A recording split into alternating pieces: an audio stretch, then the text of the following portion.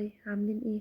معانا النهارده توست. عايزين بقى ناكل توست كده نضيف ومعمول في البيت وفلافي. يلا بينا نعمله مع بعض. معانا 3 كوبايات من الدقيق قابل الزيادة حسب العجن، رشة ملح، بيضة، معلقة صغيرة خل، معلقة صغيرة خميرة، معلقتين كبار من السكر، معلقة ونص زبدة، كوباية الا ربع من اللبن. هنا اللبن دافي، هنزل عليه بالخميرة والسكر وهقلبهم مع بعض وهسيبهم بقى ايه. هختبر الخميرة، واول ما تظهر فقاعات كده يبقى الخميرة هنا ناجحة. وهنزل بالبيضة والخل، وبعدين الزبدة هكون مسيحاها بس استنى تبرد شوية وهحطها وهقلبهم على بعض. وهنا انا هعجن في الستاند ميكسر.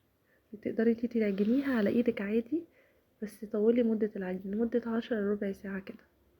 وبعدين بقى هسيبها تختمر حسب طبيعة الجو، يعني ممكن نص ساعة لساعة كده. وبعدين هفردها وهلفها رول. اهم حاجة بقفل كويس قوي من الجناب ومن تحت.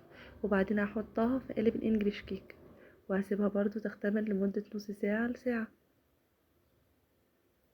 وبعدين بقى هحطها على درجة حرارة 180 في الفرن. واول ما تطلع هدهنها بزبدة. هي هتاخد حوالي في الفرن كده 30 دقيقة ل45 دقيقة حسب طبيعة الفرن عندك.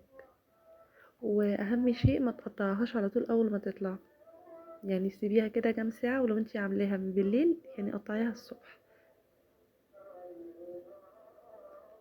طعمه جميل جدا، جربوا بس الطريقة دي هتعجبكم قوي.